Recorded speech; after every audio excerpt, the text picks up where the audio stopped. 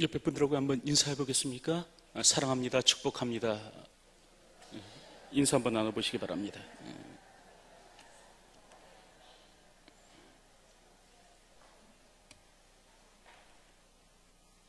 사실 오늘 우리 인간들에게는요, 목숨을 걸고서라도 반드시 지키고 싶어 하는 것이 있습니다.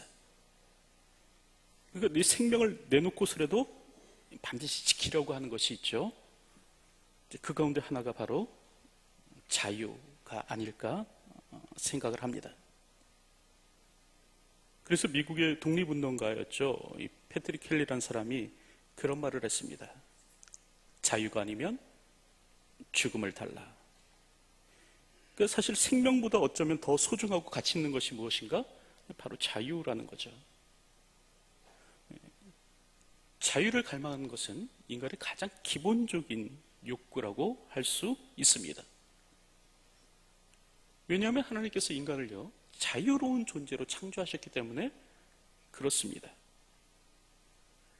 우리가 잘 아는 대로 창세기 1장 26절을 보면 성경은 이야기하기를 하나님이 이르시되 우리의 형상을 따라 우리의 모양대로 우리가 사람을 만들고 라고 그렇게 기록하고 있는데, 그렇다고 한다면 우리 인간을 창조하신 그 하나님은 어떤 분이신가? 성경은 그분에 대해서 말씀하기를 그분은 자유의 하나님이다 라고 말씀하십니다. 그러니까 오늘 우리 하나님 어떤 분이냐면요, 어떤 것에도 구속함을 받거나요 얽매이지 않으시고요, 자기 뜻대로 자유롭게 행하시는 분이 우리 하나님이시다라는 거죠. 이런 하나님을 닮아 창조된 것이 누군가? 우리 인간들이다라는 겁니다. 특별히 사무엘상 4장을 보면 오늘 우리는 우리 하나님이 어떤 분이신가를 알게 되는데요, 사무엘서 4장 보면 어떤 얘기가 나오는가? 이스라엘과 블레셋 간에 전쟁이 벌어집니다. 그런데 이때 하나님께서 어떻게 하시냐면요, 이 전쟁 가운데서 이 블레셋의 포로로 그대로 끌려가는 일이 사무엘상 4장에 기록되어 있어요. 까닭이 무엇인가? 성경을 보면 이 불량자라고 그렇게 기록되어 있는데, 그 당시 제사장이 누구였냐면 홈리와 비느하스였습니다. 이 사람들이 참 불량한 사람이었는데요, 이 사람들이 법궤를 메고, 하나님의 보좌죠, 이 법궤를 메고 블레셋과의 전쟁터로 하나님을 모시고 갑니다. 그리고 하나님께 말씀드리는 거죠. 우리를 위해서 싸우십시오. 이때 하나님께서 어떻게 하시는가? 하나님께서는요, 이를 거부하십니다. 이 법궤만 들고 가면 그냥 자동적으로 하나님께서 대신 싸워 주실 것이다 라는 이 이스라엘 백성들이 신학을 거부하시고요, 하나님께서는 자유의 하나님이심을 스스로 선포하시고 블레셋 땅으로 포로로 들어가시더라라는 겁니다. 이 같은 사실을 통해서 성경은 우리에게 무엇을 얘기해 주냐면요, 이스라엘의 하나님은요, 다시 말하면 오늘 우리의 하나님은요, 우리 인간의 마음대로, 우리 인간이 마음대로 조종할 수 있는 그런 하나님이 아니다라는 겁니다. 오늘 우리의 하나님은 자유의 하나님이시다라는 것을 성경은 말해주고 있는 것입니다. 그럼에도 불구하고 오늘 우리 인간들이 착각하는 것이 있는데, 무엇을 착각하는가? 하나님을 내 마음대로 조종할 수 있다고 생각을 해요. 하나님을 내 마음대로 부릴 수 있다고 생각합니다. 하지만 네덜란드의 종교학자였죠, 반데르 레이우라는 사람이 뭐라고 얘기했냐면 이런 멋진 말을 했어요. 주술은 지배하는 것이요, 종교는 섬기는 것이다 라고 이야기를 했습니다. 주술은 지배하는 것이요, 종교는 섬기는 것이다. 이게 무슨 말이냐면, 기독교가 참 종교라면 결코 기독교에는 하나님을 지배할 수, 조종할 수 없다는 겁니다. 그러니까 무당 종교라면 주술을 가지고 그 신들을 지배하려고 하겠죠. 하지만 기독교가 참 종교라고 한다면요, 오늘 우리는 결코 하나님을 마음대로 조종할 수 없는 것입니다. 하나님은요, 예배의 대상이고 섬김의 대상이지 지배의 대상이나 조종의 대상이 아니다라는 겁니다. 특별히 오늘 우리 하나님은요, 자유의 하나님이시기 때문에 오늘 우리가 어떤 술수를 써도, 어떤 주술을 써도 오늘 우리가 하나님을 마음대로 지배하면서 조종하면서 살 수 없다라는 것이에요.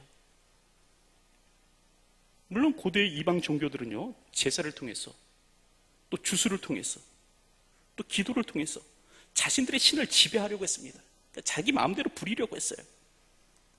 하지만 이스라엘의 하나님은 결코 그럴 수 없는 하나님이셨다라는 겁니다. 왜 그런가?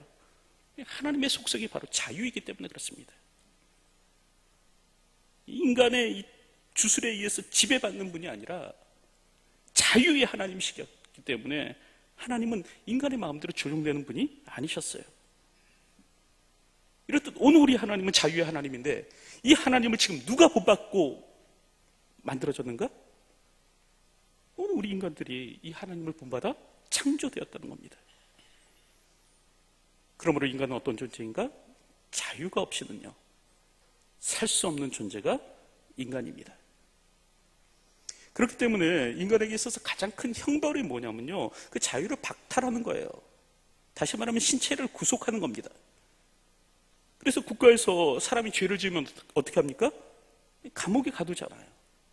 근데 이렇게 감옥에 가둘 때 사람은 큰 고통을 느끼게 된다라는 겁니다.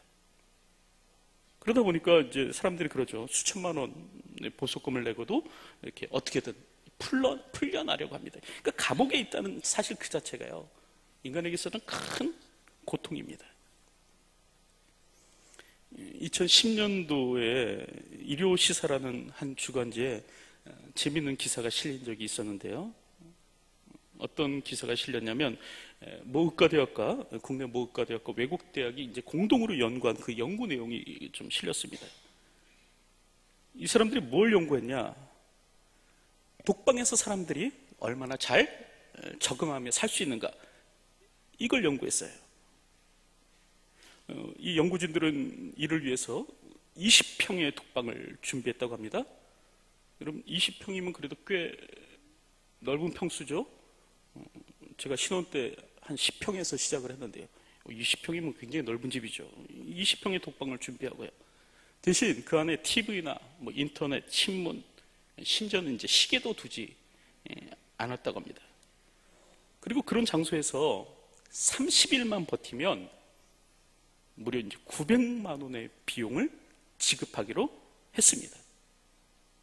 그러니까 최소 일주일은 있어야 되고요, 이제 그 이상 버티면 이제 금액이 쌓여가는데 최대 30일까지 버티면 900만 원을 주겠다.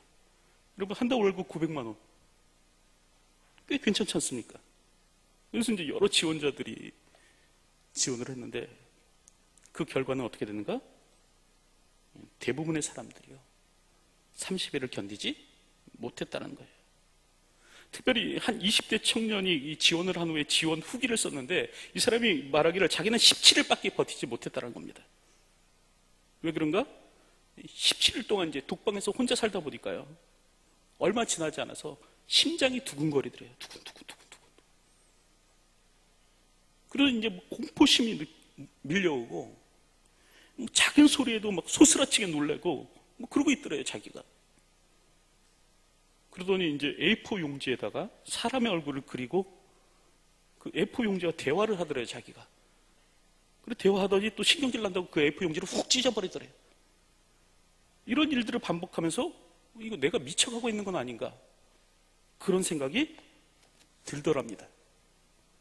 그래서 이 사람이 참가한 지 17일 만에 나왔습니다.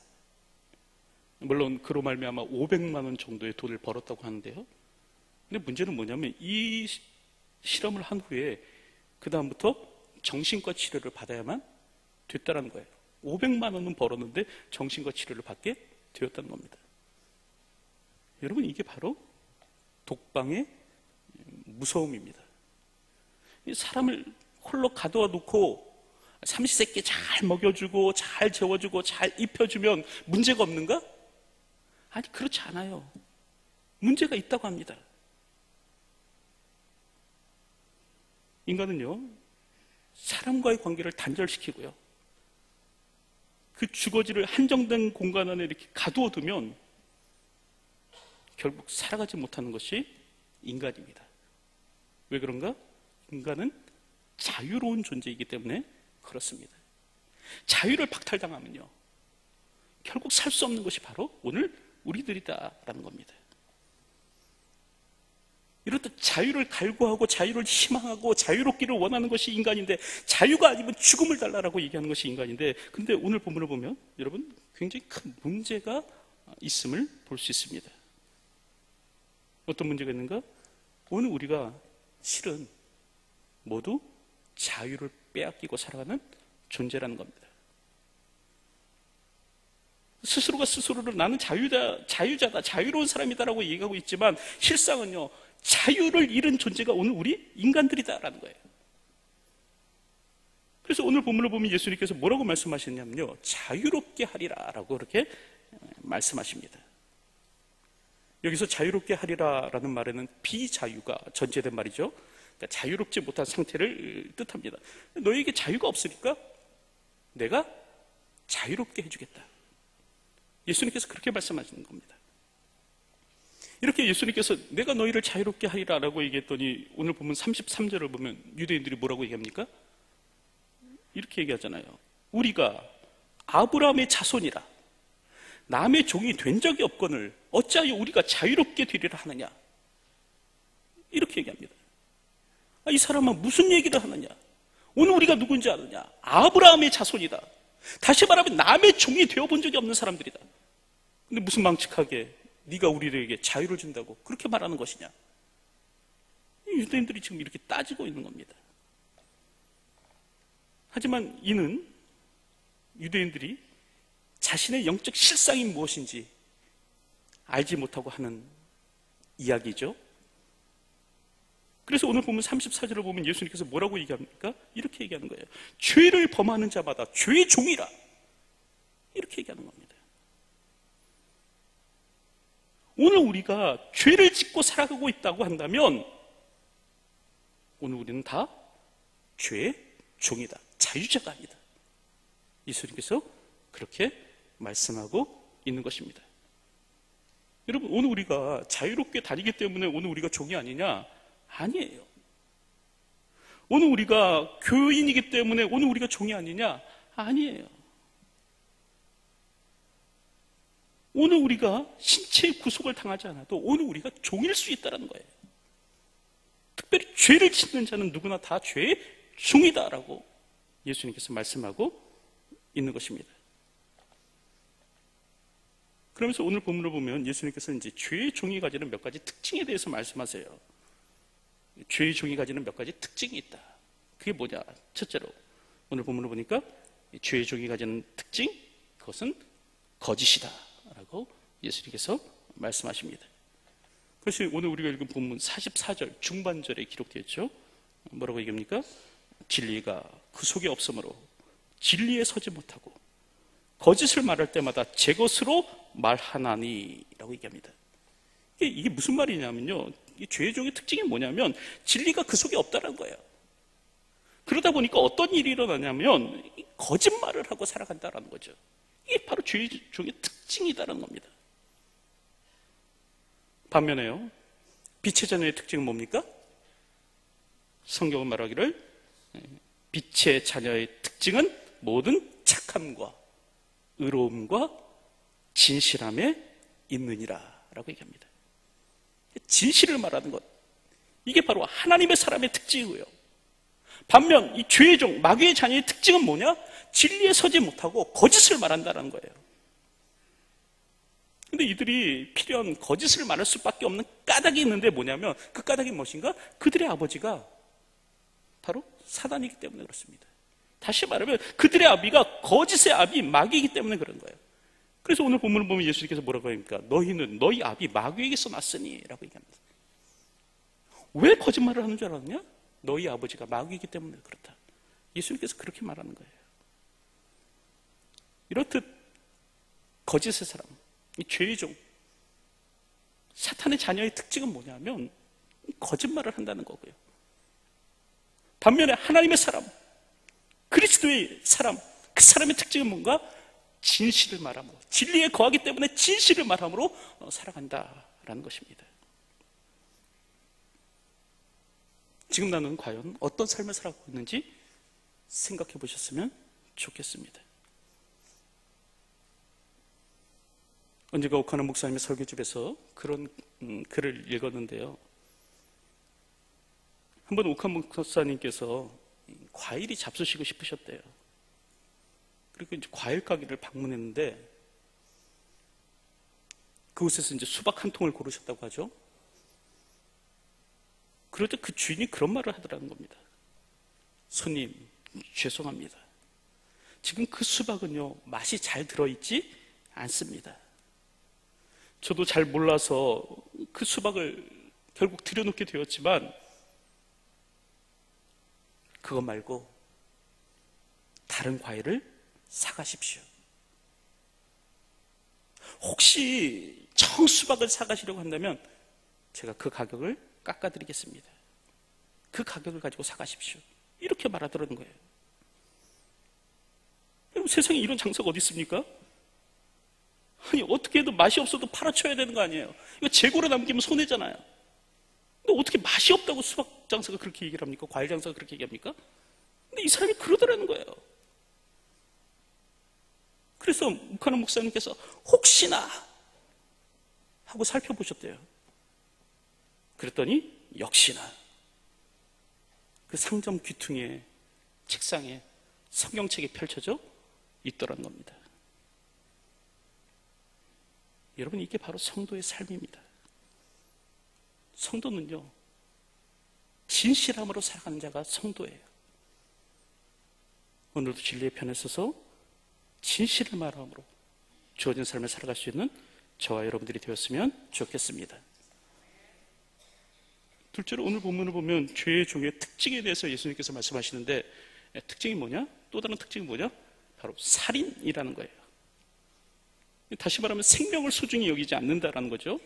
그래서 오늘 보면 37절을 보면 예수님께서 뭐라고 반복해서 말씀하냐면 이렇게 얘기해요. 나를 죽이려 하는도다 라고 얘기해요. 유대인들이 이제 지금 예수님을 계속 죽이려고 한다는 거예요. 그리고 오늘 보면 40절에도 그런 얘기가 기록됐죠. 너희에게 말한 사람이 나를 죽이려 하는도다 이렇게 얘기합니다. 그리고 또 59절 말씀을 보면요, 이렇게 기록합니다. 그들이 돌을 치려 하거늘 이라고 얘기합니다. 유대인들이 지속적으로 예수님을 죽이려고 하는 거죠. 이게 바로 죄의 종의 특징이다라는 겁니다. 다른 사람의 생명을 소중히 여기지 않는 것. 오늘 우리는 우리 자신의 생명을 굉장히 소중히 여기죠. 귀중히 여기면서 살아갑니다. 하지만 타인의 목숨도 그러한가? 오늘 우리가 곰곰이 생각해 볼 필요가 있습니다. 사실 지난달에 있었던 일인데요. 뉴스를 보니까 그런 뉴스가 나오더라고요. 폐기 대상의 계란이었다고 합니다. 반드시 폐기해버려야 되는 거예요. 먹으면 탈나거나 심지어 기사를 보니까 죽을 수도 있었다고 합니다. 그런 계란이래요. 근데 그런 계란을 가지고 무엇을 만들었는가? 액상 계란을 만들어 갔고요. 그것을 어떻게 했는가? 아이들 다니는 학교에, 또 빵집에, 레스토랑에 다 팔아 버렸다는 거예요. 여러분, 왜 이 같은 일을 합니까? 타인의 목숨을 소중히 생각하지 않는 거예요. 지 목숨은 소중하지만 타인의 목숨은 별로 소중한 것이 아니에요. 여러분, 내 자식에게 먹여서 안 되는 것은 남의 자식에게도 먹여서는 안 됩니다. 근데 오늘 우리가 어떻게 합니까? 오늘 우리가 그렇게 생각하거든요. 나만 아니면 돼. 내 가족만 아니면 돼. 이러고 살아가거든요. 왜 이런 삶을 살아가는가? 바로 다 죄의 종이기 때문에 그렇다라는 것이죠.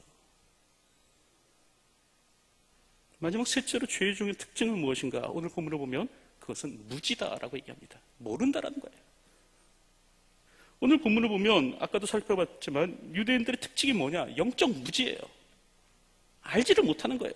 그 사람들이 뭐라고 얘기합니까? 우리가 남의 종이 된 적이 없거늘 어찌하여 우리가 자유롭게 되리라 하느냐, 이런 얘기를 하는 겁니다. 지금 이 사람들은 죄의 종이거든요. 죄의 종으로 살아가고 있거든요. 그럼에도 불구하고 뭐라고 생각하냐면 우리가 남의 종이 된 적이 없다고 얘기합니다. 자신의 영적인 상태에 대해서 철저하게 무지한 것이죠. 이들의 본질은 종이고요, 실상은 종입니다. 근데 자신이 종인지 알지 못하고 살아가는 거예요. 여러분, 현실만 바라보는 사람이 되어서는 안 됩니다. 우리 영적 실체가 무엇인지를 바로 볼 수 있는 사람이 될 수 있어야 해요. 여러분, 지금 나의 영적 상태는 어떻습니까? 과연 나는 그리스도 안에서 자유자다라고 이야기할 수 있습니까? 아니면 여전히 죄의 종으로 주어진 삶을 살고 있습니까? 이것을 바로 바라볼 수 있는 사람이 될 수 있어야 된다라는 겁니다. 그래서 오늘 본문을 보면 예수님께서는 죄의 종의 특징을 세 가지로 이야기하는데요. 너희들은 자유자가 아니다, 죄의 종이야 라고 얘기하면서 이 죄의 종의 특징을 세 가지로 얘기하는데요. 그게 뭡니까? 거짓과 살인과 무지다라는 거죠. 자, 그렇다면 오늘 우리는 어떻게 해서 이 죄의 종의 굴레를 벗어나고 진정한 자유자로서 이 땅을 살아갈 수 있는가? 그 방법이 무엇인가? 그걸 살펴보면요, 첫째로는요, 진리 되신 예수 그리스도를 믿는 것입니다. 진리 되신 예수 그리스도를 믿을 때 오늘 우리가 자유케 될 수 있다는 것이에요. 그래서 오늘 보면 46절을 보면 요한이 뭐라고 얘기합니까? 예수님께서 이렇게 말씀하신 걸 기록하죠. 내가 진리를 말하는데도 어찌하여 나를 믿지 아니하느냐. 이런 예수님의 말씀을 기록하는 거예요. 예수님께서는 지금 유대인들이 어떤 것을 하기를 원하시냐면 예수님을 믿기를 원하는 거예요. 진리 되신 예수님을 믿기를 원하는 겁니다. 그런데도 도무지 유대인들이 예수님을 믿지 않아요. 예수님께서 진리를 말함에도 불구하고 예수님을 믿지 않는 겁니다. 지금 그것을 예수님께서는 안타까움으로 말씀하고 계시는 것인데요. 여러분, 사실 믿음은 신비입니다. 다시 말하면 어떻게 예수님을 믿는지 나도 잘 모르는 거예요. 여러분들 다 예수님을 믿죠? 근데 내가 어떻게 예수님을 믿게 됐는지 잘 모르겠어요. 사실 주변에 보면 믿고 싶다고 믿어지는가? 그게 아니거든요. 믿음은 신비라고 말할 수 있어요. 참 신비스러워요. 내가 예수 믿고 산다는 것이 참 신비스러워요. 믿음은 신비인데 동시에 성경은 무엇도 우리에게 이야기를 하느냐? 믿음은 또한 의지이고 결단이다라고도 이야기를 합니다. 다시 말하면 하나님을 향한 믿음은 믿기로 작정한 것에서, 믿기로 결단한 것에서 시작한다라는 그런 말씀입니다. 오늘 우리는 예수님을 나의 주인으로, 나의 생명으로 구주로 받아들이고 믿기로 결단하는 사람이 될 수 있어야 됩니다. 그분을 그리스도로, 그분을 하나님의 아들로 분명히 믿고 고백할 수 있는 삶이 오늘 우리 가운데 있어야 된다는 것이에요.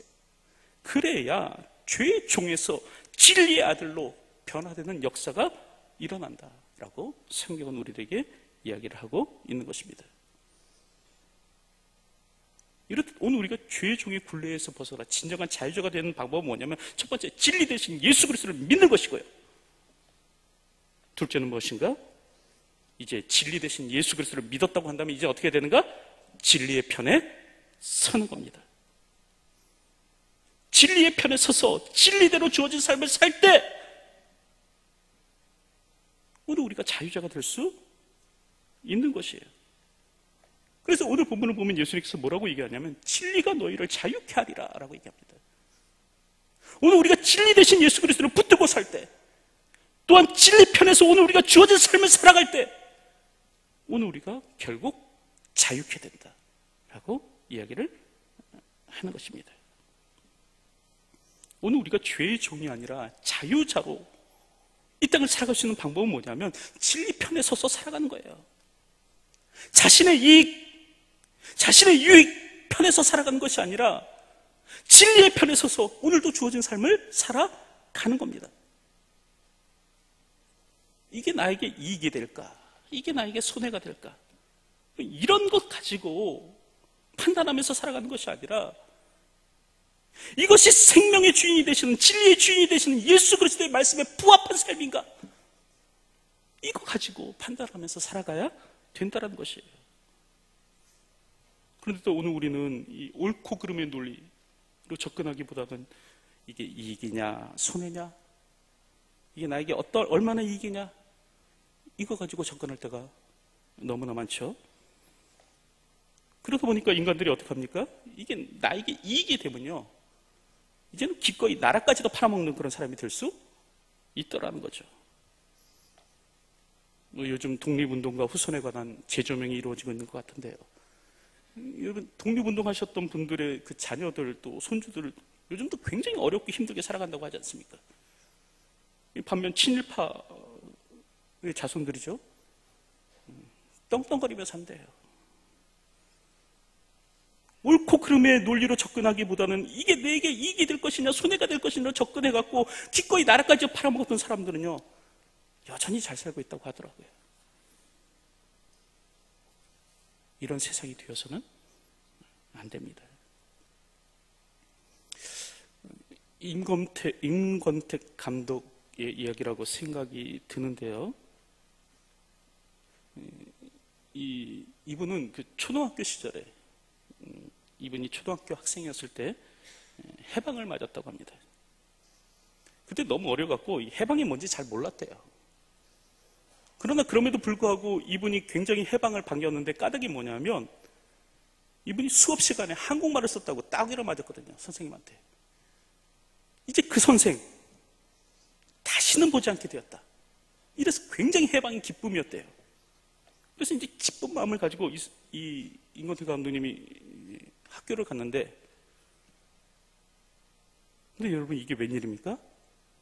여전히 그 선생님이 학교에 머물러 있더라는 거예요.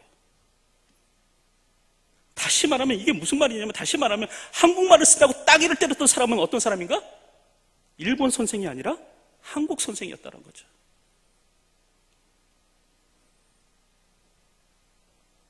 여러분, 출세의 편이 아닙니다.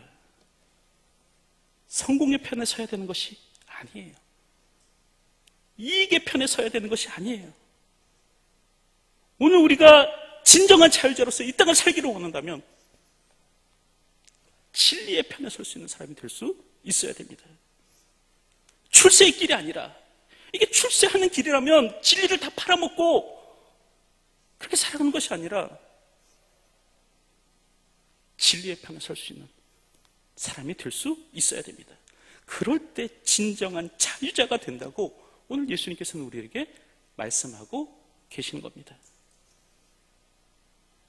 여러분, 말씀 뵙겠습니다. 죄의 종이 아닌 진리의 아들로서 이 땅을 살아가시는 저와 여러분들이 되었으면 좋겠습니다. 그러기 위해서요, 첫째요, 진리의 근원 되시는 예수 그리스도를 나의 삶의 주인으로 받아들이십시오. 예수님을 믿고 살기로 결단하십시오. 그리고 둘째로, 이제 그 결단을 가지고 살아갈 때 이제 진리의 편에 서서 그렇게 주어진 삶을 살아가시기 바랍니다. 여러분, 출세의 편이 아니고요, 세상 성공의 편이 아니고요, 내게 이익이 되는 그 편이 아니고요, 진리의 편에 서서 살아가는 사람이 되어야 하는 겁니다.